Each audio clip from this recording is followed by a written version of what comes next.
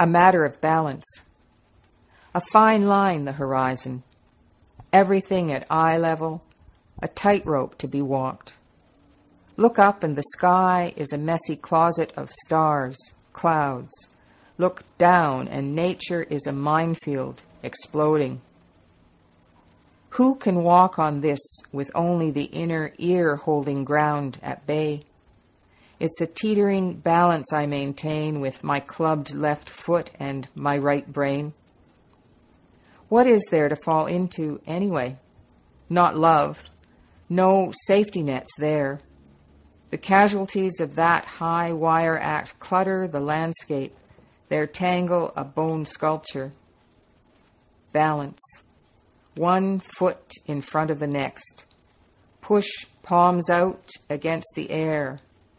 What you feel, solid, supportive, is no comfort, is just the world pushing back.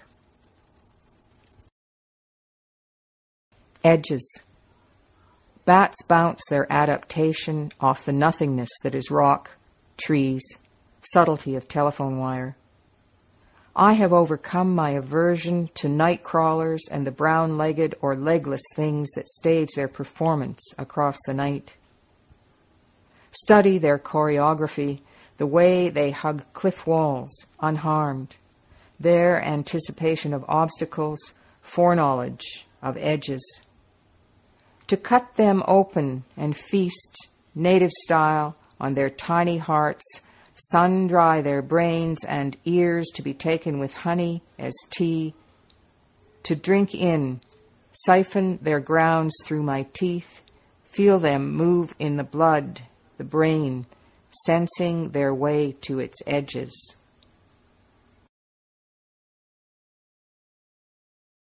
Night speaks.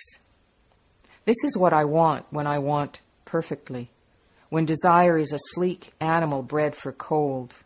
Night speaks Kyoot, native tongue of the mountains, long howls thrown like safety ropes from one peak to another. Listen with the body. What sounds the ear refuses, the blood accepts and translates in the brain. That howl means lonely runs unchecked through veins, through heart, snags on the V in the throat. This howl means want, means yearn, means both these mated. Their offspring a small gnat dug in, burrowing. Sleep in the mountains is never empty. Coyotes tear through it in waking packs. What dream could sound like this? Have me wishing to be this one or this one who sings his heart in one long note. The call of exempt things, all but the raw smell curled into some fallen leaves. Fur, blood, the sound footfall looses into the baffle of earth.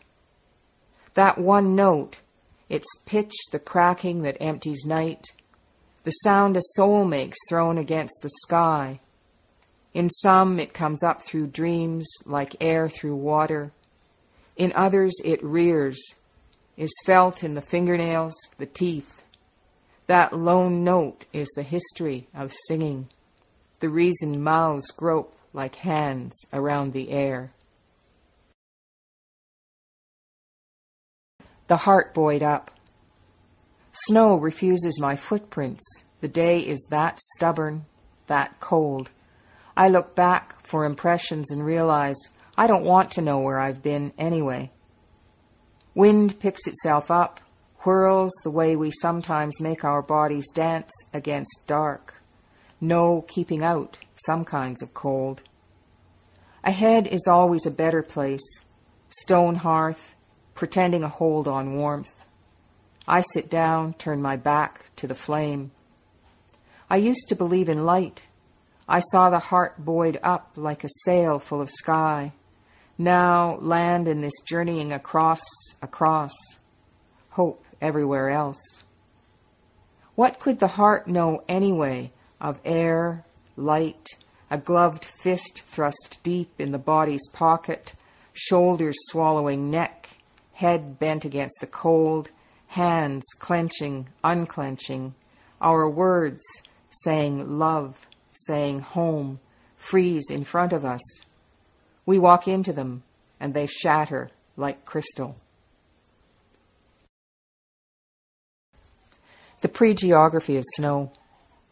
This month is a hardening, a process that snaps off days like sections of bulrush or frosted creek reed sickled 2 inches into air.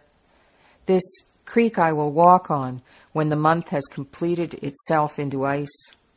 This reed, these leaves are features, terrain in the pre-geography of snow. Gone with green and the wiser among birds are heat and the better part of an allocated time. What can be done at the tail end of anything? People everywhere seem impenetrable, although they are as they were, amiable, bright, but their faces are small saucers that catch the sky. Odd winged insects stub themselves out on houses, tree trunks. Their dry bodies shatter, flake into wind and eyes. It is November, and I am tired of the year. What left but these leaves blown cracked and these colorless birds they remind me of? Window. There are rectangles of outside almost everywhere inside. Some are wooden with deep sills, some barred. Others have lace or slatted Venetians. Often there are pots, most often of geraniums. The seasons happen in these rectangles like short subject films. We watch them, waiting. In a certain light, our faces mirror back, watching, waiting.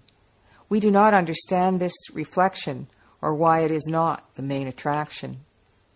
When we can, we look through this at snow and through snow at what we can compare it to: gauze, fleece, the soft white of volcanic ash. There is spring, too, and summer. We compare these to other things. Autumn is musical optics, a swan song for the eye.